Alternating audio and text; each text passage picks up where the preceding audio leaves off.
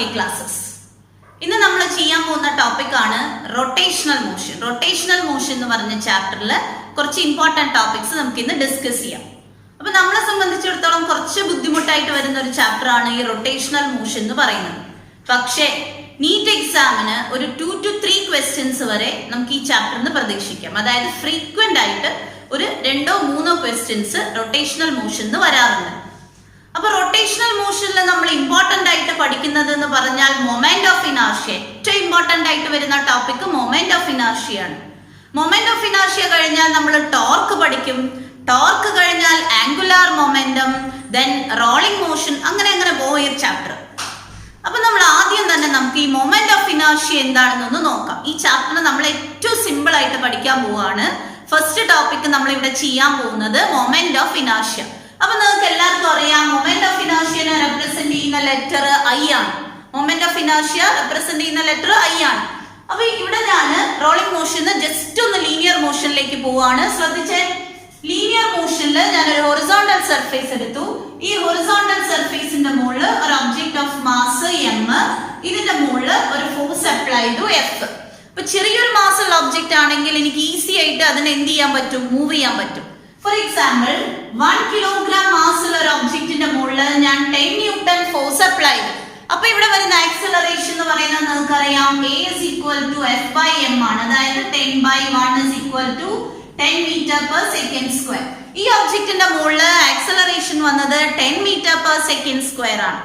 ഇനി ഞാൻ ഇതേ ഫോഴ്സ് കുറച്ചൊരു വലിയ ഒബ്ജക്റ്റിന്റെ മുകളിൽ അപ്ലൈ ചെയ്യാൻ പോവാണ്. ഫോർ എക്സാമ്പിൾ ഈ സെയിം ഫോഴ്സ് ഞാൻ ഒരു 10 kg മാസുള്ള ഒബ്ജക്റ്റിന്റെ മുകളിൽ അപ്ലൈ ചെയ്തു. 10 kg മാസുള്ള ഒബ്ജക്റ്റിന്റെ മുകളിൽ ഈ സെയിം 10 ന്യൂട്ടൺ ഫോഴ്സ് അപ്ലൈ ചെയ്തു. അപ്പൊ എനിക്ക് ആക്സലറേഷൻ എന്താ കിട്ടിയത്? A is equal to 10/10, അതായത് 1 meter per second square കിട്ടി. അപ്പൊ ഞാന് ലൈറ്റ് ബോഡിന്റെ മുകളിലും ഹെവി ബോഡിന്റെ മുകളിലും ഒരേ ഫോഴ്സ് ആണ് കൊടുത്തത്. പക്ഷെ ലൈറ്റ് ബോഡിക്ക് എനിക്ക് ഈസി ആയിട്ട് മൂവ് ചെയ്യാൻ പറ്റി. ഹെവി ബോഡിനെ മൂവ് ചെയ്യാൻ എന്തുണ്ട്, കുറച്ചൊരു ബുദ്ധിമുട്ട് അനുഭവപ്പെട്ടു. അപ്പൊ നമുക്ക് എന്ത് പറയാം, നമ്മുടെ ഈ മാസ് എന്ന് പറയുന്നത് ഇനർഷ്യ എന്ന് പറയുന്നത് മാസിനെ ഡിപ്പെൻഡ് ചെയ്യുന്നു. മാസ് കൂടുന്നതിനനുസരിച്ച് നമുക്ക് ഇവിടെ എന്ത് കൂടുന്നുണ്ട്, ഇനർഷ്യ കൂടുന്നുണ്ട് അല്ലെ. മാസ് ലൈറ്റ് ബോഡിനെ എനിക്ക് ഈസി ആയിട്ട് മൂവ് ചെയ്യാൻ പറ്റി. പക്ഷെ ഹെവി ബോഡിനെ മൂവ് ചെയ്യുന്ന സമയത്ത് എനിക്ക് ചെറിയ ബുദ്ധിമുട്ട് അനുഭവപ്പെട്ടു. അതായത് മാസ് കൂടുന്നതിനനുസരിച്ച് ഇനർഷ്യ കൂടുന്നുണ്ട്. അത് നമ്മൾ ലീനിയർ മോഷനിൽ ഓൾറെഡി പഠിച്ചു കഴിഞ്ഞതാണ്. ഇനി നമ്മൾ റൊട്ടേഷണൽ മോഷനിലേക്ക് വരുമ്പോഴാണ് അതിനെ നമ്മൾ മൊമെന്റ് ഓഫ് ഇനർഷ്യ എന്ന് പറയുന്നത്. ഈ മൊമെന്റ് ഓഫ് ഇനർഷ്യ എന്താണെന്ന് നോക്കാം. ഫോർ എക്സാമ്പിൾ മൊമെന്റ് ഓഫ് ഇനർഷ്യയിൽ ഇതാണ് എന്റെ ആക്സിസ് ഓഫ് റൊട്ടേഷൻ. ഈ ആക്സിസ് ഓഫ് റൊട്ടേഷന് r ഡിസ്റ്റൻസിൽ ഞാൻ ഒരു ഒബ്ജക്റ്റ് വെച്ചു ഓഫ് മാസ് m. അപ്പൊ ഈ ഡിസ്റ്റൻസ് കൂടുന്നതിനനുസരിച്ച് മൊമെന്റ് ഓഫ് ഇനർഷ്യയുടെ ഇക്വേഷൻ നമുക്കറിയാം, I is equal to mr² ആണ്. ഡിസ്റ്റൻസ് കൂടുന്നതിനനുസരിച്ച് മൊമെന്റ് ഓഫ് ഇനർഷ്യ കൂടും. ഫോർ എക്സാമ്പിൾ ആയിട്ട് നമുക്കൊരു കാര്യം നോക്കാം. നമ്മൾ എല്ലാവരും ചെയ്തിട്ടുണ്ടാവും. ആദ്യം ചെറിയൊരു സ്റ്റോൺ എടുക്കുക. ഈ ഒരു ചെറിയ സ്റ്റോൺ നമ്മളൊരു ലൈറ്റ് സ്ട്രിങ്, ഒരു ചെറിയൊരു ലെങ്ത് കുറവുള്ള ഒരു സ്ട്രിങ്ങിന്റെ മുകളിൽ കെട്ടിയിട്ട് നമ്മൾ ഇങ്ങനെ കറക്കുകയാണ്. അതായത് ചെറിയ ലെങ്ത് ആണ്. ആക്സിസ് ഓഫ് റൊട്ടേഷൻ ഡിസ്റ്റൻസ് എന്താണ്, വളരെ കുറവാണ്. അതായത് ചെറിയൊരു സ്ട്രിങ് ആണ് എടുത്ത് അത് നമ്മൾ ഇങ്ങനെ കറക്കും. നമുക്ക് ഈസി ആയിട്ട് കറക്കാൻ പറ്റും. പക്ഷെ അതേ മാസുള്ള അതേ സ്റ്റോണിനെ നമ്മൾ ഒരു വലിയ സ്ട്രിങ് എടുക്കുകയാണെങ്കിൽ നമുക്ക് എന്ത് വേണം, കൂടുതൽ എഫേർട്ട് എടുക്കണം അത് ഇങ്ങനെ കറക്കാനായിട്ട്. അതായത് മാസിനെ മാത്രമല്ല നമ്മുടെ മൊമെന്റ് ഓഫ് ഇനർഷ്യ ഡിപ്പെൻഡ് ചെയ്യുന്നത്, ആക്സിസ് ഓഫ് റൊട്ടേഷനിലേക്ക് വരുന്ന പെർപെൻഡിക്കുലർ ഡിസ്റ്റൻസിനെയും ആര് ഡിപ്പെൻഡ് ചെയ്യുന്നുണ്ട്, മൊമെന്റ് ഓഫ് ഇനർഷ്യ ഡിപ്പെൻഡ് ചെയ്യുന്നുണ്ട്. അതുകൊണ്ടാണ് നമുക്ക് നീളം കുറഞ്ഞ ലെങ്ത്തുള്ള സ്ട്രിങ്ങിനെ ഈസി ആയിട്ട് കറക്കാൻ പറ്റിയതും നീളം കൂടിയ സ്ട്രിങ്ങിലുള്ള ഒബ്ജക്റ്റിനെ നമുക്ക് കറക്കാൻ എന്ത് വേണം, കൂടുതൽ എഫേർട്ട് എടുക്കേണ്ടി വന്നതും. സോ ഫസ്റ്റ് ടോപ്പിക് എന്ന് പറയുന്നത് മൊമെന്റ് ഓഫ് ഇനർഷ്യ ആണ്. ആ മൊമെന്റ് ഓഫ് ഇനർഷ്യ എന്തിനെയൊക്കെ ഡിപ്പെൻഡ് ചെയ്യുന്നു, മാസിനെയും ആക്സിസ് ഓഫ് റൊട്ടേഷനെയും ഡിപ്പെൻഡ് ചെയ്യുന്നു. ഇനി നമ്മൾ ഈ മാസ് മൊമെന്റ് ഓഫ് ഇനർഷ്യ ഇതൊരു പോയിന്റ് ഒബ്ജക്റ്റിന്റെ ഇക്വേഷൻ ആണ് നമ്മൾ ഇവിടെ പറഞ്ഞിരിക്കുന്നത്, I is equal to mr². ഇനി ഈ പോയിന്റ് ഒബ്ജക്റ്റിനെ മാറ്റിയിട്ട് നമുക്ക് കുറച്ച് റിജിഡ് ബോഡീസിന്റെ ഇക്വേഷൻ നോക്കുകയാണെങ്കിൽ, റിജിഡ് ബോഡീസിൽ വരുന്ന സമയത്ത് നമ്മൾ ഒരു റോഡ് എടുക്കാം, ദെൻ ഒരു റിംഗ് എടുക്കാം, പിന്നെ ഒരു ഡിസ്ക്. ഈ 3 എക്സാമ്പിൾ നമുക്കൊന്ന് നോക്കാം. ആദ്യം തന്നെ നമ്മൾ ഒരു റോഡിലാണ് ചെയ്യുന്നത്. ഇതാണ് നമ്മുടെ ഒരു rod, uniform rod of length L. ഈ യൂണിഫോം റോഡ് ഓഫ് ലെങ്ത് Lന്റെ ആക്സിസ് ഓഫ് റൊട്ടേഷൻ എന്ന് പറയുന്നത് passing through centre perpendicular to its plane ആണ്. Axis of rotation is passing through center and perpendicular to its plane. Then ഇതിന്റെ moment of inertia നമ്മൾ പഠിച്ചിട്ടുണ്ട്. I is equal to ml square by 12. ഇത് already നിങ്ങൾ പഠിച്ചതാണ്, ഞാൻ just ഒന്നുകൂടെ എഴുതാണ്. ഇനി രണ്ടാമത്തെ റിജിഡ് ബോഡി നേരത്തെ നമ്മൾ ശ്രദ്ധിക്കണം. നേരത്തെ നമ്മൾ പറഞ്ഞിരിക്കുന്നത് ഒരു പോയിന്റ് മാസിന്റെ മൊമെന്റ് ഓഫ് ഇനർഷ്യ ആയിരുന്നു. അതാണ് I equal to mr square. ഇവിടെ നമ്മൾ പറയുന്നത് റിജിഡ് ബോഡിന്റെ മൊമെന്റ് ഓഫ് ഇനർഷ്യ ആണ്. ഇതിൽ ആദ്യത്തേതാണ് റോഡ് ഓഫ് ലെങ്ത് L. രണ്ടാമത് നമുക്ക് ഒരു റിംഗ് എടുക്കാം. ഇതാണ് റിംഗ്. ഈ റിംഗില് ആക്സിസ് ഓഫ് റൊട്ടേഷൻ വരുന്നത് passing through centre perpendicular to plane ആണ്. റിംഗിന്റെ ആക്സിസ് ഓഫ് റൊട്ടേഷൻ വരുന്നത് passing through centre perpendicular to its plane. ഇത് centre, radius r, mass of the ring m ആണെങ്കിൽ moment of inertia I equal to mr square. So ring in the moment of inertia about an axis passing through center perpendicular to its plane I is equal to mr square ആണ്. ഇനി നമ്മൾ മൂന്നാമത്തെ ഒരു rigid body നമുക്കത് disk ആയിട്ട് എടുക്കാം. ഒരു disk consider ചെയ്യുകയാണെങ്കിൽ ശ്രദ്ധിക്കുക, നമ്മൾ ഒരു ഡിസ്ക് എടുക്കുകയാണെങ്കിൽ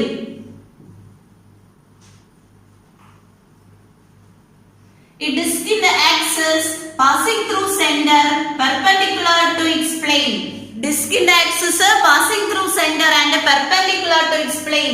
mass of the disc m ഉം റേഡിയസ് r ഉം ആണെങ്കിൽ ഇതിന്റെ moment of inertia I is equal to mr square by 2. അപ്പൊ നമ്മൾ മൂന്ന് ബേസിക് ഇക്വേഷൻസ് ആണ് ഇവിടെ പറഞ്ഞത്. ഫസ്റ്റ് ഉള്ളത് moment of inertia about a rod, axis passing through centre perpendicular to its plane. അതിന്റെ ഇക്വേഷൻ വരുന്നത് I equal to ml square by 12. Next നമ്മൾ നോക്കി റിംഗ്. റിംഗിന്റെയും സെയിം ആക്സിസ് ആണ്, passing through centre perpendicular to its plane. അവിടെ moment of inertia വരുന്നത് I is equal to mr square. മൂന്നാമതായിട്ട് നമ്മൾ നോക്കിയത് ഒരു ഡിസ്ക് ആണ്. ഡിസ്കിന്റെ ആക്സിസും സെയിം ആയിട്ട് തന്നെയാണ്, passing through centre perpendicular to its plane. അപ്പൊ അതിന്റെ മൊമെന്റ് ഓഫ് ഇനർഷ്യ നമ്മൾ പഠിച്ചിരിക്കുന്നത് I is equal to mr square by 2. ഇതിപ്പോ നമ്മൾ ഒരേ കേസിലാണ് ആക്സിസ് പഠിച്ചിരിക്കുന്നത്. ഇനി പല ഡിഫറെന്റ് കേസിൽ നമുക്ക് ആക്സിസ് വരുമ്പോൾ എങ്ങനെയാണ് ഇക്വേഷൻസ് വരുന്നത് നോക്കാം. അത് ഞാൻ മുന്നോട്ട് രണ്ട് തിയറംസ് നമ്മൾ പഠിച്ചിട്ടുണ്ട്, പാരലൽ ആക്സിസ് തിയറവും പെർപെൻഡിക്കുലർ ആക്സിസ് തിയറം. അത് പറയുന്നതോടൊപ്പം ബാക്കി ഇക്വേഷൻസ് എങ്ങനെയാണെന്ന് നോക്കാം. ഇനി അടുത്തതായിട്ട് നമ്മൾ നോക്കാൻ പോകുന്നതാണ് theorems on moment of inertia. നമുക്കറിയാം രണ്ട് തിയറംസ് ഉണ്ട് മൊമെന്റ് ഓഫ് ഇനർഷ്യനെ ബേസ് ചെയ്തിട്ട്. അതിൽ ആദ്യം വരുന്നതാണ് പാരലൽ ആക്സിസ് തിയറം. ഫസ്റ്റ് നമ്മൾ പറയാൻ പോകുന്നത് parallel axis theorem. Parallel axis theorem already നമുക്കറിയാം, ഇതൊരു റിജിഡ് ബോഡിയാണ്. ഇതിന്റെ axis passing through centre, moment of inertia ICM, centre of മാസിലൂടെ പാസ് ചെയ്തു പോകുന്ന ആക്സിസിന്റെ മൊമെന്റ് ഓഫ് ഇനർഷ്യ ICM ആണ്. ഇതിന് r ഡിസ്റ്റൻസിൽ നമ്മൾ നേരെ പാരലൽ ആയിട്ട് മറ്റൊരു ആക്സിസ് എടുക്കുന്നു. അതായത് നമ്മുടെ സെന്റർ ഓഫ് മാസിലൂടെ പാസ് ചെയ്തു പോകുന്ന ആക്സിസിൽ നിന്ന് r ഡിസ്റ്റൻസിൽ പാരലൽ ആയിട്ട് മറ്റൊരു ആക്സിസ് എടുത്തു. ഇതിന്റെ മാസ് m ആണെങ്കിൽ നമ്മുടെ പാരലൽ ആക്സിസ് തിയറം പറയുന്നത് total moment of inertia I is equal to ICM plus mr square. ഇത് ഓൾറെഡി നമ്മൾ പഠിച്ചതാണ്. പാരലൽ ആക്സിസ് തിയറം പറയുന്നത് total moment of inertia is equal to sum of moment of inertia of the axis passing through center and product of mass and square of the distance. ഇനി നമ്മൾ ഈ parallel axis theorem ഒന്ന് റോഡിൽ നമുക്ക് apply ചെയ്ത് നോക്കാം. റോഡിൽ നമ്മൾ ഒരു കേസാണ് ചെയ്തത്. ആക്സിസ് എങ്ങനെയായിരുന്നു അതിൻ്റെത്? Passing through centre perpendicular to its plane ആയിരുന്നു. ഇനി നമ്മൾ ആക്സിസ് മറ്റൊരു രീതിയിലാണെങ്കിൽ എങ്ങനെ നോക്കാം. ആദ്യം ഞാൻ ഒരു റോഡ് എടുത്തു. ഈ റോഡില് ഇത് ഓൾറെഡി നമ്മൾ ചെയ്തതാണ്. Axis passing through centre perpendicular to plane ആണെങ്കിൽ ഇതിന്റെ റോഡിന്റെ ലെങ്ത് L ആണ്. Moment of inertia ICM passing through centre perpendicular to its plane already നമ്മൾ ചെയ്തിട്ടുണ്ട്. ഇക്വേഷൻ എന്തായിരുന്നു? ml square by 12. ഇനി ഞാൻ ഇത് ഈ ആക്സിസിന് പാരലൽ ആയിട്ട് മറ്റൊരു ആക്സിസ് കൺസിഡർ ചെയ്യാൻ പോവാണ്. അറ്റ് ദ എൻഡില് സെന്ററിലൂടെയുള്ള ആക്സിസിന് പാരലൽ ആയിട്ട് മറ്റൊരു ആക്സിസ് കൺസിഡർ ചെയ്തു. അപ്പൊ നമുക്കറിയാം ഈ ഡിസ്റ്റൻസ് എത്രയായിരിക്കും?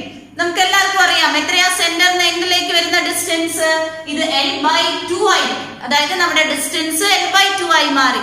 സോ പാരലൽ ആക്സിസ് തിയറം നമ്മൾ ഇവിടെ അപ്ലൈ ചെയ്യാൻ പോവാണ്. ശ്രദ്ധിക്കുക, പാരലൽ ആക്സിസ് തിയറം പറയുന്നത് I equal to ICM plus MR square അല്ലേ? I equal to ICM plus MR square അല്ലേ? ഇതിൽ ICM എന്ന് പറയുന്നത് passing through center perpendicular to its plane moment of inertia എത്രയായിരുന്നു? ml square by 12 ആയിരുന്നു plus m into r distance between two parallel axes എത്രയാണ് distance between two parallel axes? L by 2 ആണ്. So L by 2 the whole square equal to ml square by 12 plus ml square by 4 which is equal to ml square by 3. അടുത്ത equation കിട്ടിയില്ലേ? ഏതാണ് കിട്ടിയത് നമുക്ക് ഇവിടെ? Axis എങ്ങനെയാണ് ഇവിടെ? Axis passing through one end അല്ലേ? നമ്മൾ ആദ്യം ചെയ്തത് axis passing through centre perpendicular to its plane ആണെങ്കിൽ യൂസിംഗ് പാരലൽ ആക്സിസ് തിയറം നമ്മൾ എന്ത് കണ്ടുപിടിച്ചു? ഒരു എൻഡിലൂടെ പാസ് ചെയ്തു പോകുന്ന ആക്സിസിന്റെ മൊമെന്റ് ഓഫ് ഇനർഷ്യ കണ്ടുപിടിച്ചു. എത്രയാണത്? I is equal to ml square by 3. Clear അല്ലേ? I is equal to ml square by 3. അപ്പൊ നമ്മള് പാരലൽ ആക്സിസ് തിയറം വെച്ചിട്ട് ഇക്വേഷൻ കണ്ടുപിടിച്ചു. ഇനി ഒരു എക്സാമ്പിളൂടെ നമ്മളൊന്ന് ചെയ്യാൻ പോവാണ്. ഇതൊരു റോഡ്, ഈ റോഡിന്റെ axis passing through centre perpendicular to its plane ആണ്. നിങ്ങൾക്ക് ഓൾറെഡി അറിയാം എന്തായിരുന്നു equation? ICM equal to ml square by 12 അല്ലേ? ഇനി ഞാൻ അടുത്ത ആക്സിസ് എന്ന് പറയുന്നത് സെന്റർ, ഈ എൻഡിന്റെയും സെന്ററിന്റെയും മിഡിലായിട്ട് എടുത്തു മറ്റൊരു ആക്സിസ്. ഈ എൻഡ് റോഡിന്റെ എൻഡിന്റെയും ഈ സെന്ററിന്റെയും മിഡിൽ എന്ന് പറയുമ്പോൾ ഡിസ്റ്റൻസ് എത്ര വരും? ഡിസ്റ്റൻസ് L by 4 ആയി മാറും. അപ്പൊ നമ്മുടെ ഇക്വേഷൻ എന്താണ്? I equal to ICM plus MR square എന്നുള്ള ഇക്വേഷൻ. ആ ഇക്വേഷനിൽ നമ്മൾ ഇത് അപ്ലൈ ചെയ്താൽ ml square by 12 plus m into what is r distance between two parallel axes. r എന്താണ് കിട്ടിയത് നമുക്ക്? L by 4 the whole square. ഇത് നിങ്ങൾ സോൾവ് ചെയ്യാം. സോൾവ് ചെയ്താൽ നമുക്ക് ഈ ആക്സിസിന്റെ മൊമെന്റ് ഓഫ് ഇനർഷ്യ കിട്ടും. അപ്പൊ നമ്മൾ ഇവിടെ പറഞ്ഞത് പാരലൽ ആക്സിസ് തിയറം ഓൾറെഡി നിങ്ങൾക്ക് അറിയാവുന്നതാണ്. പാരലൽ ആക്സിസ് തിയറം പറയുന്നത് total moment of inertia I is equal to ICM plus MR square. ഈ ഇക്വേഷൻ യൂസ് ചെയ്ത് നമ്മൾ റോഡിന്റെ രണ്ട് കേസ് കണ്ടുപിടിച്ചു. റോഡില് രണ്ട് ഇക്വേഷൻ ആണ് നമ്മൾ ഇവിടെ കണ്ടുപിടിച്ചത്. അപ്പൊ ഇനി നമുക്ക് പെർപെൻഡിക്കുലർ ആക്സിസ് തിയറം നോക്കാം. പെർപെൻഡിക്കുലർ ആക്സിസ് തിയറത്തില് ആദ്യം നമ്മൾ ഒരു റിജിഡ് ബോഡി എടുത്തു. ഇത് റിജിഡ് ബോഡി. ഈ റിജിഡ് ബോഡിയുടെ z ആക്സിസ് എന്ന് പറയുന്നത് ഇതാണ്, പാസിംഗ് പെർപെൻഡിക്കുലർ ടു പ്ലെയിൻ. ഇത് z ആക്സിസ് ആയിട്ട് നമ്മൾ കൺസിഡർ ചെയ്യാം. ദെൻ ഇതാണ് ഇതിന്റെ y ആക്സിസ്. സോ ഇതിന്റെ മൊമെന്റ് ഓഫ് ഇനർഷ്യ IY. ഇനി ഇത് z ആണെങ്കിൽ ഇതിന്റെ മൊമെന്റ് ഓഫ് ഇനർഷ്യ IZ ആയിരിക്കും. ഇത് z ആക്സിസ് ആയിട്ട് നമ്മൾ കൺസിഡർ ചെയ്യാണ്. സോറി, ഇത് z ആയിട്ട് കൺസിഡർ ചെയ്യുകയാണെങ്കിൽ ഇത് മൊമെന്റ് ഓഫ് ഇനർഷ്യ IZ. ഇത് y ആക്സിസ്, അതിന്റെ മൊമെന്റ് ഓഫ് ഇനർഷ്യ IY. ഇനി വരുന്നത് ഇത് x ആക്സിസ്, ഇതിന്റെ moment of inertia IX.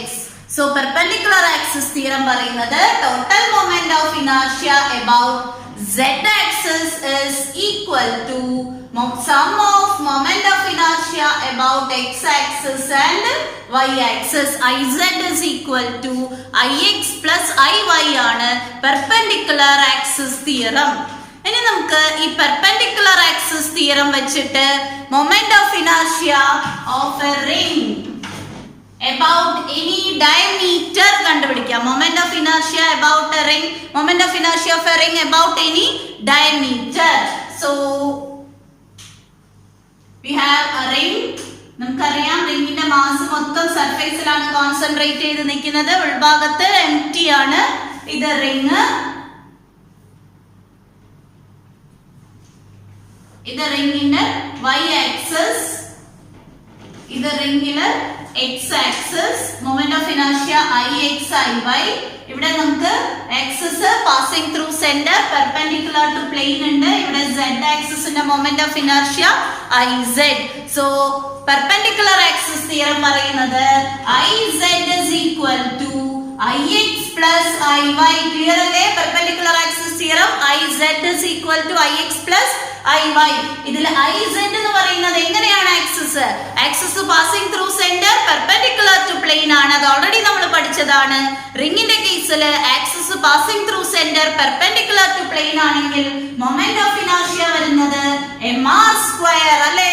Moment of inertia mr square equal to ix plus iy. Clear അല്ലേ? ഇനി by symmetry ix equal to iy ആണ്, which is equal to ix iy equal ആണ്. അത് moment of inertia about any diameter ആണ്. x ആക്സിസും y ആക്സിസും ഇനി diameter ആണെങ്കിൽ by symmetry ix equal to iy equal to id ആണെങ്കിൽ നമ്മുടെ equation mr square is equal to 2id. then moment of inertia about any diameter id equal to mr square by 2. clear alle? moment of inertia of a ring about any diameter id is equal to mr square by 2. ഇതിൽ നിന്ന് എന്ത് മനസ്സിലാക്കാം നമുക്ക്? moment of inertia about any axis passing through center perpendicular to plane mr square ആണെങ്കിൽ moment of inertia about any axis passing through diameter mr square by 2 ആയിരിക്കും. അതായത് പ്ലെയിനിന്റെ perpendicular ആക്സിസിന്റെ നേരെ half ആയിരിക്കും എന്ത് വരുന്നത്? ഡയമീറ്ററിന്റെ വരുന്നത്. So moment of inertia about any axis passing through center perpendicular to plane mr square ആണെങ്കിൽ moment of inertia about any axis passing through diameter ആണെങ്കിൽ mr square by 2 വരും. സിമിലർലി ഡിസ്കിന്റെ കേസിൽ നോക്കിയാൽ ഡിസ്കിന്റെ കേസിൽ എന്താണ് നമ്മൾ പഠിച്ചിരിക്കുന്നത്? moment of inertia about any axis passing through center perpendicular to plane is mr square by 2. അപ്പൊ ഇതിന്റെ ഹാഫ് എന്ന് പറയുന്നതാണ് moment of inertia about any diameter id equal to ഇതിന്റെ ഹാഫ് എന്തായിരിക്കും? mr square by 4. അപ്പൊ നമ്മൾ ഇവിടെ എന്തൊക്കെ പറഞ്ഞു? പെർപെൻഡിക്കുലർ ആക്സിസ് തിയറം പറയുന്നത് iz equal to ix plus iy. അത് ഉപയോഗിച്ച് നമ്മൾ എന്തൊക്കെ കണ്ടുപിടിച്ചു? എന്തൊക്കെയാണ് കണ്ടുപിടിച്ചത്? റിംഗിന്റെയും ഡിസ്കിന്റെയും moment of inertia about any axis passing റിംഗിന്റെയും ഡിസ്കിന്റെയും moment of inertia about any diameter കണ്ടുപിടിച്ചു. ക്ലിയർ? ഇനി നമുക്ക് മറ്റു ചില റിജിഡ് ബോഡീസിന്റെ മൊമെന്റ് ഓഫ് ഇനർഷ്യ എന്താന്ന് നോക്കാം.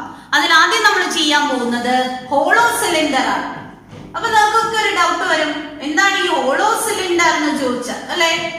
ഈ ഹോളോ സിലിണ്ടർ എന്താണ്? അപ്പൊ എക്സാമ്പിൾ ആയിട്ട് ഞാൻ പറയാണ്, ഇപ്പൊ പെൺകുട്ടികളാണെങ്കിൽ പെട്ടെന്ന് പറയാൻ പറ്റും. നമ്മളെ കയ്യിലുള്ള വളയില്ലേ, നമ്മൾ കുറച്ച് വള എടുത്തിട്ട് ഒരു വള എടുത്തു, അതിന്റെ മുകളിൽ മറ്റൊരു വള വെച്ചു, അങ്ങനെ അതങ്ങനെ എട്ടി ആയിട്ട് വെച്ചാൽ നമുക്ക് ഒരു ഹോളോ സിലിണ്ടർ കിട്ടും. അപ്പോൾ ഹോളോ സിലിണ്ടറിന്റെ എക്സാമ്പിൾ ആണ് ഞാൻ ഇപ്പോൾ പറഞ്ഞത്. ആദ്യം ഒരു വള വെച്ചു, അതിന്റെ മുകളിൽ മറ്റൊരു ബാംഗിൾ വെച്ചു, പിന്നെ ഒരു ബാംഗിൾ വെച്ചു, അങ്ങനെ ഒരു 3-4 ബാംഗിൾസ് ഇങ്ങനെ എട്ടി ആയിട്ട് വെക്കുകയാണെങ്കിൽ അത് എന്തിന് എക്സാമ്പിൾ ആയി?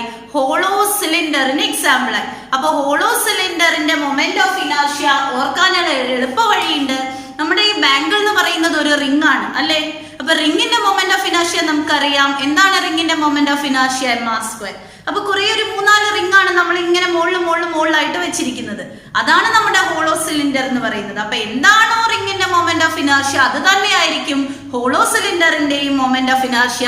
So equation I equal to mr square. Clear അല്ലേ? എന്താണ് ഹോളോ സിലിണ്ടർ എന്ന് ഇപ്പൊ ക്ലിയർ ആയില്ലേ? കുറെ ബാംഗിൾസ് ഇങ്ങനെ ഒന്നിന്റെ മുകളിൽ ഒന്നായിട്ട് അട്ടിക്ക് വെച്ചിട്ട് കിട്ടുന്നതാണ് നമ്മുടെ ഹോളോ സിലിണ്ടർ. അപ്പൊ എന്താണോ റിംഗിന്റെ മൊമെന്റ് ഓഫ് ഇനർഷ്യ അത് തന്നെയായിരിക്കും ഹോളോ സിലിണ്ടറിന്റെയും മൊമെന്റ് ഓഫ് ഇനർഷ്യ. ഇനി നമുക്ക് സോളിഡ് സിലിണ്ടറിലേക്ക് നോക്കാം. Solid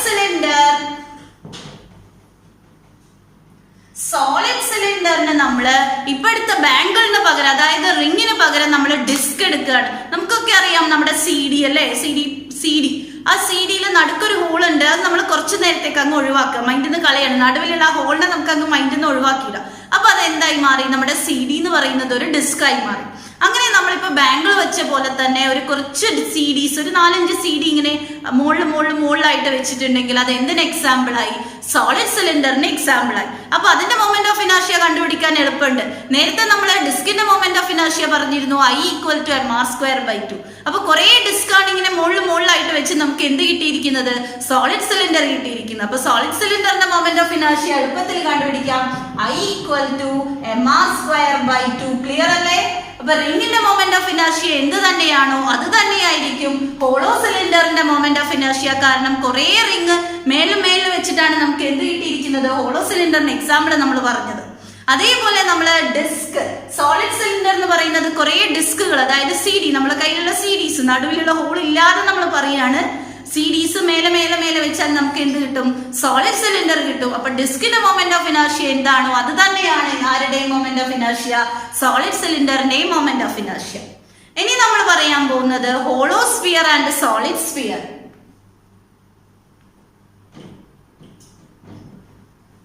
hollow sphere and solid sphere. Solid സ്ഫിയറിലെ എക്സാമ്പിൾ നമുക്കറിയാം എർത്ത് ആണ്. സോളിഡ് സ്ഫിയറിന് എക്സാമ്പിൾ എർത്ത് ആണ്. അപ്പൊ ഹോളോ സ്ഫിയറും സോളിഡ് സ്ഫിയറും നമുക്ക് എങ്ങനെ മനസ്സിലാക്കാന്ന് വെച്ചാൽ ഒരു സിമ്പിൾ ടെക്നീക്ക് ഉണ്ട്. നമ്മൾ ജസ്റ്റ് ഒന്നിങ്ങനെ തലമുട്ടി നോക്കിയാൽ ചിലർ തലയ്ക്ക് മുട്ടുമ്പോൾ ഒരു സൗണ്ട് വരും. അപ്പൊ അതെന്താണ്? ഹോളോ സ്ഫിയർ ആണ്. ചിലർ തലയ്ക്ക് മുട്ടുമ്പോൾ നമുക്ക് എന്ത് കേൾക്കില്ല? സൗണ്ട് കേൾക്കില്ല. നമുക്കത് സോളിഡ് സ്ഫിയർ ആയിട്ട് പറയാം. അപ്പൊ നമ്മളിപ്പോ എന്റെ മുന്നിൽ ഇരിക്കുന്ന കുട്ടികളൊക്കെ നല്ല ബുദ്ധിയും വിവരമൊക്കെ ഉള്ള കുട്ടികളായതുകൊണ്ട് അവരെ തലയ്ക്ക് അടിച്ചാൽ സൗണ്ട് ഒന്നും കേൾക്കില്ല. അപ്പൊ അതൊക്കെ എന്തായി മാറി? ഒരു സോളിഡ് സ്ഫിയർ ആണ്. അപ്പൊ ഹോളോ സ്ഫിയറിന്റെ മൊമെന്റ് ഓഫ് ഇനർഷ്യ എന്ന് പറയുന്നത് I equal to 2/3 mr². Solid സ്ഫിയറിന്റെ മൊമെന്റ് ഓഫ് ഇനർഷ്യ എന്ന് പറയുന്നത് I is equal to 2/5 mr². Clear ആയില്ലേ? അപ്പൊ നമ്മൾ എന്തൊക്കെ പറഞ്ഞു ഈ ടോപ്പിക്കില്? ഹോളോ സിലിണ്ടർ പറഞ്ഞു, സോളിഡ് സിലിണ്ടർ പറഞ്ഞു, ഹോളോ സ്ഫിയർ പറഞ്ഞു. ഇത് ഞാൻ ജസ്റ്റ് ഒരു ജോക്കായിട്ട് പറഞ്ഞതാണ് കേട്ടോ. ഹോളോ സ്ഫിയർ പറഞ്ഞു, സോളിഡ് സ്ഫിയർ പറഞ്ഞു അല്ലെ? അപ്പൊ എന്തൊക്കെയായിരുന്നു? ഹോളോ സിലിണ്ടറിന്റെ moment of inertia I equal to mr². Solid സിലിണ്ടറിന്റെ moment of inertia I equal to mr²/2. Hollow സ്ഫിയറിന്റെ moment of inertia I is equal to 2/3 mr². Solid സ്ഫിയറിന്റെ moment of inertia 2/5 mr². Clear? അടുത്തതായിട്ട് നമ്മൾ പറയാൻ പോകുന്ന topic ആണ് torque. Torque നിങ്ങൾക്കറിയാം, നമ്മൾ ലീനിയർ മോഷനിലെ ഫോഴ്സിന് പകരം റൊട്ടേഷണൽ മോഷനിൽ പഠിക്കുന്നതാണ് torque. That is torque is the rotational analogue of force. ടോർക്കിന്റെ ഇക്വേഷൻ എന്ന് പറയുന്നത് ശ്രദ്ധിക്കാം. Torque is equal to force into perpendicular distance. ഇതാണ് ടോർക്കിന്റെ general equation. Torque equal to force into perpendicular distance. ഇത് നമ്മൾ ക്രോസ് പ്രോഡക്റ്റിലേക്ക് മാറ്റി എഴുതുകയാണെങ്കിൽ പഠിച്ചിട്ടുണ്ട് tau equal to R cross F. Cross product expand ചെയ്ത് കഴിഞ്ഞാൽ RF sin theta. Tau is equal to R cross F or RF sin theta. Torque is the rotational analog of force. It depends on the perpendicular distance. For example, നമ്മൾ നട്ട് അഴിച്ചെടുക്കാൻ നമ്മൾ wrench ഉപയോഗിക്കും അല്ലെ? ഈ റെഞ്ചിന്റെ നീളം length കൂടുന്നതിനനുസരിച്ച് നമുക്ക് നട്ട് അഴിച്ചെടുക്കാൻ, നട്ടും ബോൾട്ടും ഒക്കെ അഴിച്ചെടുക്കാൻ എളുപ്പമായിരിക്കും. അതായത് പെർപെൻഡിക്കുലർ ഡിസ്റ്റൻസ് കൂടുന്നതിനനുസരിച്ച് ആര് കൂടും? ടോർക്ക് ഇൻക്രീസ് ചെയ്യുന്നതാണ് പറയുന്നത്. ഇനി നമ്മൾ ഇക്വിലിബ്രിയത്തിലോട്ട്, ഇപ്പൊ ടോർക്ക് ഓൾമോസ്റ്റ് കഴിഞ്ഞു. ഇനി നെക്സ്റ്റ് വരുന്നത് ഇക്വിലിബ്രിയത്തിലേക്കാണ്. ഇക്വിലിബ്രിയം നമ്മൾ already Newton's loss of motion ആ ചാപ്റ്ററിൽ ഏകദേശം ഒക്കെ പഠിച്ചിട്ടുണ്ട് ഇക്വിലിബ്രിയം. സോ നിങ്ങൾ എന്താണ് ഇക്വിലിബ്രിയം പഠിച്ചത്? ഒരു സിസ്റ്റത്തിന്റെ മുകളിൽ ആക്ട് ചെയ്യുന്ന എക്സ്റ്റേണൽ ഫോഴ്സ് 0 ആണെങ്കിൽ ആ സിസ്റ്റം ഇക്വിലിബ്രിയത്തിലാണെന്ന് നമ്മൾ പഠിച്ചിട്ടുണ്ട് ന്യൂട്ടൺസ് ലോസ് ഓഫ് മോഷൻ അല്ലേ? അതായത് ഇക്വിലിബ്രിയത്തില് F external net force equal to 0 ആണെങ്കിൽ നമ്മുടെ സിസ്റ്റം ഇക്വിലിബ്രിയത്തിലാണെന്ന് പറയും. പക്ഷെ നമ്മളിവിടെ റൊട്ടേഷണൽ മോഷനില് നെറ്റ് ഫോഴ്സ് മാത്രം 0 ആയാൽ പോരാ. ഇക്വിലിബ്രിയം കണ്ടീഷൻ വരണമെങ്കിൽ for equilibrium net force equal to 0 ആയിരിക്കണം. അതോടൊപ്പം ടോർക്ക് ഈക്വൽ ടു 0 ആയിരിക്കണം. റൊട്ടേഷണൽ ഇക്വിലിബ്രിയത്തില് രണ്ട് കണ്ടീഷൻ സാറ്റിസ്ഫൈ ചെയ്യണം. ഫസ്റ്റ് കണ്ടീഷൻ പറയുന്നത് എക്സ്റ്റേണൽ ഫോഴ്സ് 0 ആയിരിക്കണം. സെക്കൻഡ് കണ്ടീഷൻ പറയുന്നത് എക്സ്റ്റേണൽ ടോർക്ക് 0 ആയിരിക്കണം. ഇത് രണ്ടും 0 ആണെങ്കിൽ നമ്മുടെ റിജിഡ് ബോഡി എവിടെയാണെന്ന് പറയും? ഇക്വിലിബ്രിയത്തിലാണെന്ന് പറയും. ഫോർ എക്സാമ്പിൾ ശ്രദ്ധിക്കാം. നമ്മുടെ കയ്യില് ഒരു റോഡ്, ഈ റോഡിന്റെ മുകളില് ഞാനൊരു ഫോഴ്സ് അപ്ലൈ ചെയ്തു, എഫ് ഫോഴ്സ് അപ്ലൈ ചെയ്തു. അതിന് ഈക്വൽ ആൻഡ് ഓപ്പോസിറ്റ് ആയിട്ട് ഞാൻ മറ്റൊരു ഫോഴ്സും അപ്ലൈ ചെയ്തു. അപ്പൊ ഇവിടെ എക്സ്റ്റേണൽ ഫോഴ്സ് എത്ര ആയിരിക്കും നിങ്ങൾക്ക് പറയാൻ പറ്റും അല്ലെ? ഞാനൊരു 10 ന്യൂട്ടൺ ഫോഴ്സ് കൊടുത്ത് ഈ സൈഡിലേക്ക് വലിക്കുന്നു, അപ്പുറത്തെ ഒരാളിൽ നിന്ന് 10 ന്യൂട്ടൺ ഫോഴ്സ് കൊടുത്ത് ഇങ്ങോട്ടും വലിക്കുകയാണെങ്കിൽ എക്സ്റ്റേണൽ ഫോഴ്സ് എത്ര ആയിരിക്കും? ഇതിന് മൂവ്മെന്റ് ഉണ്ടാവും? ഇല്ല. സോ ഇതിന്റെ എക്സ്റ്റേണൽ ഫോഴ്സ് എത്രയായിരിക്കും? എഫ് നെറ്റ് 0 ആയിരിക്കും. ഇനി നമുക്ക് ഇതിന്റെ ടോർക്ക് 0 ആണോ എന്ന് നോക്കാം. ഫോർ എക്സാമ്പിൾ, ഇതാണ് ഈ റോഡ്, ഇതാണ് ഞാൻ ഈ റോഡായിട്ട് എടുത്തിരിക്കുന്നത്. ഞാൻ ഈ റോഡിനെ ഇവിടെ പിടിച്ചിട്ട് ഫോഴ്സ് കൊടുത്ത് അപ്ലൈ ചെയ്തു. അതോടൊപ്പം ഇവിടെ നിന്നൊരു ഫോഴ്സ് ഇവിടേക്കും കൊടുക്കുന്നുണ്ട്. നോക്കിക്കേ, ഈ ഫോഴ്സ് ആണ്. ഈ ഫോഴ്സ് കൊടുത്ത് ഞാൻ ഇത് ഇവിടേക്ക് തിരിക്കുന്നു, ഈ ഫോഴ്സ് കൊടുത്ത് ഞാൻ ഇത് ഇവിടേക്കും തിരിക്കുന്നു. അതായത് എന്റെ ഈ റോഡ് എന്ത് ചെയ്യാൻ തുടങ്ങി? റൊട്ടേഷണലി മൂവ് ചെയ്യാൻ തുടങ്ങി. സോ നെറ്റ് ഫോഴ്സ് ടോർക്ക് എന്തായിരിക്കില്ല? 0 ആയിരിക്കില്ല. കാരണം ഞാൻ ഇവിടെ കൊടുക്കുന്ന ടോർക്ക് ഏത് ഡയറക്ഷനിലാണ്? Clock vice ഡയറക്ഷനിലാണ്. ഈ ടോർക്ക് ക്ലോക്ക് വൈസ് ഡയറക്ഷനിലാണ്. അതേപോലെ ഇവിടെ കൊടുക്കുന്ന ഫോഴ്സും എന്ത് തന്നെയാണ്? ക്ലോക്ക് വൈസ് ഡയറക്ഷൻ ആണ്. സോ നെറ്റ് ടോർക്ക് എന്താവില്ല? ഒരിക്കലും 0 ആവുന്നില്ല. അപ്പൊ നമ്മുടെ സിസ്റ്റം ഈ റിജിഡ് ബോഡി ഇക്വിലിബ്രിയത്തിലാണോ? അല്ല. കാരണം ഇതിന്റെ എക്സ്റ്റേണൽ ഫോഴ്സ് 0 ആണെങ്കിൽ കൂടി, ഇതിന്റെ നെറ്റ് ഫോഴ്സ് 0 ആണെങ്കിൽ കൂടി ഇതിന്റെ ടോർക്ക് എന്തല്ല? 0 അല്ല. therefore നമ്മുടെ ഈ റിജിഡ് ബോഡി ഇക്വിലിബ്രിയത്തിലല്ല. സോ ഇക്വിലിബ്രിയം ആവാനുള്ള 2 കണ്ടീഷൻസ് ഏതൊക്കെയാണ്? സാറ്റിസ്ഫൈ ചെയ്യേണ്ട 2 കണ്ടീഷൻ, നെറ്റ് ഫോഴ്സ് 0 ആയിരിക്കണം, അതോടൊപ്പം നെറ്റ് ടോർക്ക് 0 ആയിരിക്കണം. ക്ലിയർ ആയോ? ഇനി നമുക്ക് നമ്മുടെ റിജിഡ് ബോഡി ഇക്വിലിബ്രിയത്തിൽ അല്ലെങ്കിൽ എന്ത് സംഭവിക്കുന്നു? ഇക്വേഷൻ എന്താണെന്നൊക്കെ നോക്കാം. നമ്മൾ ലീനിയർ മോഷനിൽ പഠിച്ചിട്ടുണ്ട്. ഈ ഒരു ഒബ്ജക്റ്റിന്റെ മുകളിൽ നെറ്റ് ഫോഴ്സ് 0 ആണെങ്കിൽ ഈ ഒബ്ജക്റ്റ് എങ്ങനെയാണ്? റെസ്റ്റിലാണ്. ഹൊറിസോണ്ടൽ സർഫേസിൽ നെറ്റ് ഫോഴ്സ് 0 ആണെങ്കിൽ ഒബ്ജക്റ്റ് റെസ്റ്റിലാണ്. ഇനി ഇത് മൂവ് ചെയ്യുകയാണെങ്കിൽ, മൂവ് ചെയ്യുന്ന കേസിലാണെങ്കിൽ F equal to ma. ഇത് നമ്മൾ ലീനിയർ മോഷനിൽ ഓൾറെഡി പഠിച്ചതാണ്. നെറ്റ് ഫോഴ്സ് 0 ആണെങ്കിൽ ഒബ്ജക്റ്റ് റെസ്റ്റിലായിരിക്കും. ഇനി ഒബ്ജക്റ്റ് മൂവ് ചെയ്യുന്ന സമയത്ത് F equal to ma ആയിരിക്കും അല്ലേ? ഇത് തന്നെ നമ്മുടെ റൊട്ടേഷണൽ മോഷനിലേക്ക് വരികയാണെങ്കിൽ ഇക്വിലിബ്രിയത്തിന്റെ കേസിൽ നെറ്റ് ടോർക്ക് 0 ആയിരിക്കും അല്ലെ? ഇക്വിലിബ്രിയത്തില് നെറ്റ് ടോർക്ക് 0 ആയിരിക്കും. ഇനി ഇത് ഇക്വിലിബ്രിയത്തിൽ അല്ലെങ്കിൽ tau equal to I alpha equation ആയിട്ട് കമ്പയർ ചെയ്യുകയാണെങ്കിൽ F ലീനിയർ മോഷനിൽ F ആണ്, റൊട്ടേഷണൽ മോഷനിൽ ടോർക്ക് ആണ്. Rotational analogue of mass is moment of inertia. A is the linear acceleration and alpha is angular acceleration. Here angular acceleration alpha equal to rate of change of angular velocity alpha equal to d omega by dt and angular velocity omega equal to d theta by dt where theta is angular displacement. ഇതൊക്കെ നമ്മൾ circular മോഷനിൽ already പഠിച്ചു കഴിഞ്ഞതാണ്. അപ്പൊ ഒന്നുകൂടെ നോക്കുക. ഇക്വിലിബ്രിയത്തിലാണെങ്കിൽ torque 0 ആയിരിക്കും. ഇനി ഇക്വിലിബ്രിയത്തിൽ അല്ലെങ്കിൽ ടോർക്കിന്റെ ഇക്വേഷൻ ആണ് വരുന്നത് tau equal to I alpha where I is moment of inertia and A is angular acceleration. Clear ആയോ? ഇനി നെക്സ്റ്റ് നമ്മൾ പറയാൻ പോകുന്നത് ആംഗുലാർ മൊമെന്റം ആണ്. ആംഗുലാർ മൊമെന്റം പറയുന്നതിന്റെ മുന്നേ ആയിട്ട് നമുക്ക് ലീനിയർ മൊമെന്റം അറിയാം. ലീനിയർ മൊമെന്റത്തിനെ റെപ്രസെന്റ് ചെയ്യുന്ന ലെറ്റർ P ആണ്. P ഈക്വൽ ടു mv എന്ന് നമ്മൾ പഠിച്ചിട്ടുണ്ട്. അതേപോലെ ഇനി നമ്മൾ റൊട്ടേഷണൽ മോഷനിൽ പഠിക്കാൻ പോകുന്നതാണ് angular momentum which is represented by L. Angular momentum is the cross product of position vector and linear momentum. L equal to R cross P where R is the position vector and P is linear momentum. Since P equal to mv ആയതുകൊണ്ട് L equal to നമുക്ക് എന്ത് എഴുതാം? Angular momentum L is equal to mvr where R is the radius or distance, v linear velocity and m is the mass. Clear ആയോ? Angular momentum. Angular momentum is the cross product of position vector and the linear momentum. Equation വരുന്നത് L equal to mvr or ഇത് ഇങ്ങനെ നമുക്ക് എഴുതാം rp sin theta. L is equal to rp sin theta. ഇനി അടുത്ത് നമ്മൾ പറയാൻ പോകുന്നത് relation between torque and angular momentum ആണ്. ടോർക്ക് നമ്മൾ പറഞ്ഞു tau is equal to R cross F. Angular momentum ഇപ്പൊ പറഞ്ഞു L is equal to R cross P. ഇനി ഇവര് തമ്മിലുള്ള റിലേഷൻ എന്താണെന്ന് നോക്കാം. അത് നോക്കുന്നതിന് മുന്നേ ആയിട്ട് നമുക്ക് ന്യൂട്ടൺ സെക്കൻഡ് ലോയിലോട്ടൊന്ന് പോവാം. ന്യൂട്ടന്റെ സെക്കൻഡ് ലോ പറയുന്നത് F equal to rate of change of momentum അല്ലെ? F is equal to D P by D T എന്നാണ് ന്യൂട്ടന്റെ സെക്കൻഡ് ലോ പറഞ്ഞത്. ഇത് നമ്മൾ നേരെ റൊട്ടേഷണലിലേക്ക് കൺസിഡർ ചെയ്യുകയാണെങ്കിൽ റൊട്ടേഷണൽ അനലോഗ് ഓഫ് ഫോഴ്സ് ആണ് നമ്മളിപ്പോ പറഞ്ഞ ടോർക്ക്. സോ ഫോഴ്സിന് പകരം നമുക്ക് എന്ത് കൊടുക്കാം? ടോർക്ക്. അതേപോലെ ലീനിയർ മോഷനിലെ മൊമെന്റം പി ആണെങ്കിൽ റൊട്ടേഷണൽ മോഷനിലെ മൊമെന്റം എൽ ആണ്. സോ നമ്മുടെ ഇക്വേഷൻ എന്തായി മാറി?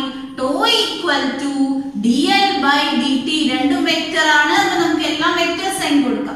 So this is the relation between torque and angular momentum. Tau equal to dl by dt. ഇത് കമ്പയർ ചെയ്ത് പഠിക്കാൻ നമുക്ക് ലീനിയർ മോഷനുമായിട്ട് tau equal to dl by dt പോലെ തന്നെയാണ് ലീനിയർ മോഷനിൽ f equal to dp by dt. ഇനി നമുക്ക് ഇതിന്റെ കൺസർവേഷൻ എങ്ങനെയാണെന്ന് നോക്കാം. കൺസർവേഷൻ പറയുന്നത് ഇവിടെ നെറ്റ് ഫോഴ്സ് അതായത് നെറ്റ് ടോർക്ക് എക്സ്റ്റേണൽ ടോർക്ക് 0 ആണെങ്കിൽ ഇക്വേഷൻ എന്തായി മാറി? if external torque equal to 0, dl by dt equal to 0, L equal to constant. ഇതാണ് കൺസർവേഷൻ ഓഫ് ആംഗുലർ മൊമെന്റം പറയുന്നത്. If there is no external torque acting on a rigid body, then angular momentum will be a constant. ഇനി ഒന്നുകൂടെ നോക്കാം. നമ്മൾ linear മോഷനിലോട്ട് പോയി P equal to mv ആണെങ്കിൽ ഇവിടെ എന്ത് വരും? നമുക്ക് L is equal to rotational analog of masses, moment of inertia. Linear velocity v ആണെങ്കിൽ angular velocity omega. So L equal to I omega. Then by conservation of angular momentum equation I omega equal to constant എന്ന് എഴുതാം. അപ്പോൾ നമ്മൾ ഇവിടെ രണ്ട് topic പറഞ്ഞു. Relation between torque and angular മൊമെന്റവും conservation of angular മൊമെന്റവും. ടോർക്കും ആംഗുലർ മൊമെന്റവും തമ്മിലുള്ള റിലേഷൻ വരുന്നത് tau equal to dl by dt ആണെങ്കിൽ കൺസർവേഷൻ ഓഫ് ആംഗുലർ മൊമെന്റം പറയുന്നത് if there is no external torque acting on a rigid body, then angular momentum will be a constant, that is L omega equal to constant. ഇനി അതിനൊരു example ഉണ്ട്. നമ്മൾ ജിംനാസ്റ്റിക്സിലൊക്കെ കണ്ടിട്ടുണ്ട്. ഇവർ ഈ round ചെയ്യുന്ന സമയത്ത് ആദ്യം ഇനീഷ്യലി എന്താണ്, രണ്ട് കൈയും സ്ട്രെച്ച് ചെയ്ത് പിടിക്കും അല്ലെ. പിന്നെ സ്ട്രെച്ച് ചെയ്ത് പിടിക്കുന്ന സമയത്ത് ഈ റോൾ ചെയ്യുന്ന സ്പീഡ് എന്തായിരിക്കും? കുറവായിരിക്കും. ഇനി ലാസ്റ്റിലോട്ട് വരുന്നതിനനുസരിച്ച് സെഷൻ എൻഡ് ചെയ്യുന്നതിനനുസരിച്ച് അവർ ഈ സ്ട്രെച്ച് ചെയ്ത് പിടിച്ച ഹാൻഡ് ജസ്റ്റ് ഫോൾഡ് ചെയ്ത് വരും. ഫോൾഡ് ചെയ്ത് വരുന്നതിനനുസരിച്ച് ആംഗുലർ വെലോസിറ്റി കൂടുകയാണ് ചെയ്യുന്നത്. കാരണം സ്ട്രെച്ച്ഡ് പൊസിഷനിൽ റേഡിയസ് കൂടുതലാണ്. റേഡിയസ് കൂടുതലാണെങ്കിൽ മൊമെന്റ് ഓഫ് ഇനർഷ്യ കൂടുതലായിരിക്കും. അവിടെ ആംഗുലർ വെലോസിറ്റി കുറവായിരിക്കും. ഇനി ഫോൾഡ് ചെയ്ത് പിടിക്കുന്ന സമയത്ത് റേഡിയസ് കുറവാണ്. റേഡിയസ് കുറഞ്ഞാൽ മൊമെന്റ് ഓഫ് ഇനർഷ്യ കുറയും. മൊമെന്റ് ഓഫ് ഇനർഷ്യ കുറഞ്ഞാൽ ആംഗുലർ വെലോസിറ്റി കൂടും. സോ സ്ട്രെച്ച്ഡ് പൊസിഷനിലാണോ അല്ലെങ്കിൽ ഫോൾഡ് ചെയ്ത് പിടിക്കുന്ന പൊസിഷനിലാണോ ആംഗുലർ വെലോസിറ്റി കൂടുതൽ എന്ന് ചോദിച്ചാൽ ഏത് പൊസിഷനിലായിരിക്കും?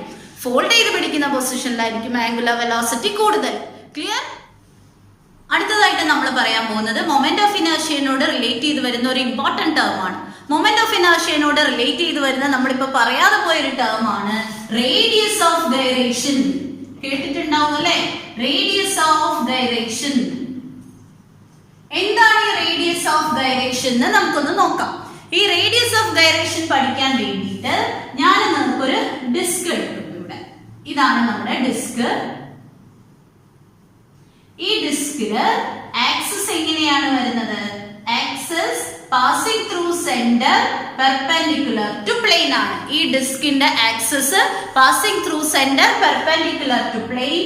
ഡിസ്കിന്റെ മാസ് m-ഉം ഇതിന്റെ റേഡിയസ് r-ഉം ആണെങ്കിൽ moment of inertia I equal to mr²/2. ഇത് ഓൾറെഡി നമ്മൾ പഠിച്ചതാണ്. Moment of inertia of a disc about any axis passing through center and perpendicular to its plane. എന്താണ് ഇക്വേഷൻ വരുന്നത്? I is equal to mr².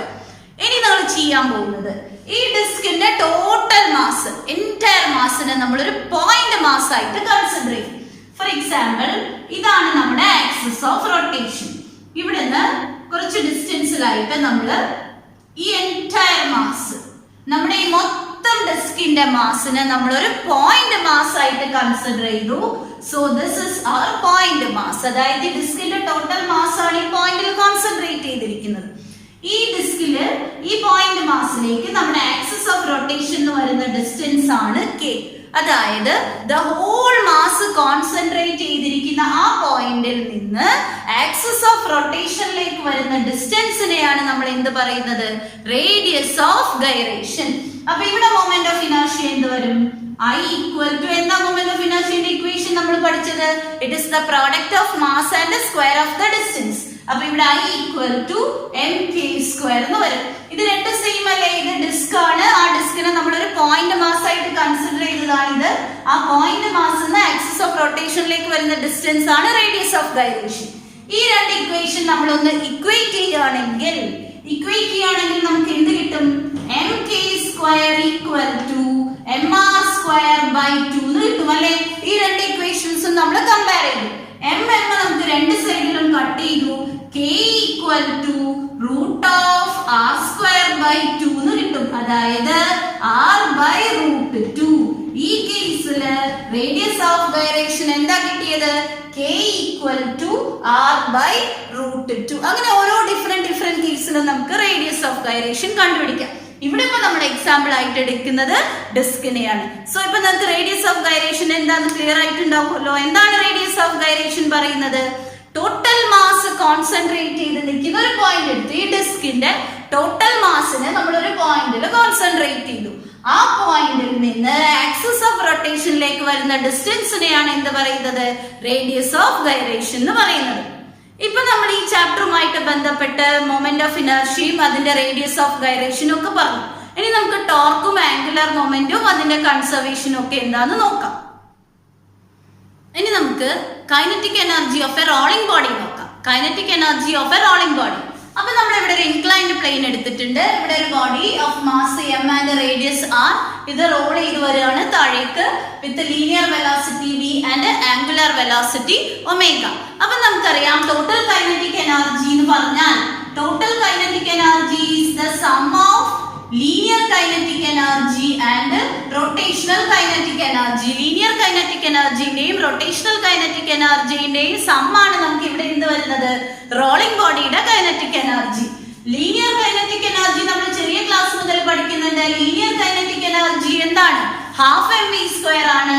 Rotational kinetic energy മാസിന് പകരം moment of inertia വരും, വിക്ക് പകരം omega വരും. So rotational kinetic energy half i omega സ്ക്വയറും കൊടുത്തു. ഇനി നമുക്ക് ഇവിടെ ഐക്ക് പകരം മൊമെന്റ് ഓഫ് ഇനർഷ്യക്ക് പകരം റേഡിയസ് ഓഫ് ഗൈറേഷന്റെ ടേമിൽ എഴുതി നമ്മൾ I equal to mk square and v is equal to r omega then omega equal to v by r. ഇതൊന്ന് നമുക്ക് ഇവിടെ സബ്സ്റ്റിറ്റ്യൂട്ട് ചെയ്ത് നോക്കിയാൽ ഇക്വേഷൻ എന്ത് വരും? Half mv square plus half into ഐക്ക് പകരം mk സ്ക്വയർ ഒമേഗയ്ക്ക് പകരം v ബൈ r ആണെങ്കിൽ ഇത് v square by r square ആയി മാറി. ഇനി ഇവിടുന്ന് ഞാൻ common term half mv square എടുത്താൽ ബാക്കി വരുന്നത് ഹാഫ് mv സ്ക്വയർ എടുത്തു കഴിഞ്ഞാൽ 1 plus k square by r square. ഇതാണ് നമ്മുടെ റൊട്ടേഷണൽ കൈനറ്റിക് എനർജിയുടെ equation. Rotational kinetic energy rolling ബോഡിയുടെ കൈനറ്റിക് എനർജിയുടെ equation half mv square into 1 plus k square by r square. അപ്പൊ നമ്മൾ ഈ ചാപ്റ്ററിൽ മൊമെന്റ് ഓഫ് ഇനർഷ്യയും ഡിഫറെന്റ് ബോഡീസിന്റെ മൊമെന്റ് ഓഫ് ഇനർഷ്യ പറഞ്ഞു. Radius of gyration, torque, angular momentum ഇതൊക്കെ പറഞ്ഞു. ഇതൊക്കെ സിമ്പിൾ ആയിട്ട് നിങ്ങൾക്ക് മനസ്സിലായിട്ടുണ്ടാവും എന്ന് കരുതുന്നു. ഇനി എല്ലാവരും ഇത് നല്ലോണം സ്ട്രെസ് ചെയ്ത് പഠിക്കുക. ഞാൻ ആദ്യം തന്നെ പറഞ്ഞല്ലോ നീറ്റിന് ഒരു 2-3 മാക്സിമം 3 ക്വസ്റ്റ്യൻസ് വരെ നമുക്ക് ഈ ചാപ്റ്ററിൽ നിന്ന് പ്രതീക്ഷിക്കാം. അതുകൊണ്ട് ഒബ്ജക്റ്റീവ് എല്ലാം നല്ലോണം ചെയ്ത് പഠിക്കണം. നമുക്ക് അടുത്ത ക്ലാസ്സിൽ അടുത്ത വീഡിയോയിൽ ഒബ്ജക്റ്റീവ് ഡിസ്കഷനുമായിട്ട് കാണാം. അപ്പോൾ എല്ലാം ക്ലിയർ ആയി തോന്നുന്നു. Thanks for watching. പിന്നെ ഒരു കാര്യം കൂടി, ഈ വീഡിയോ കണ്ടവര് സബ്സ്ക്രൈബ് ചെയ്യാൻ മറക്കരുത്. അപ്പൊ നെക്സ്റ്റ് വീഡിയോയിൽ കാണാം.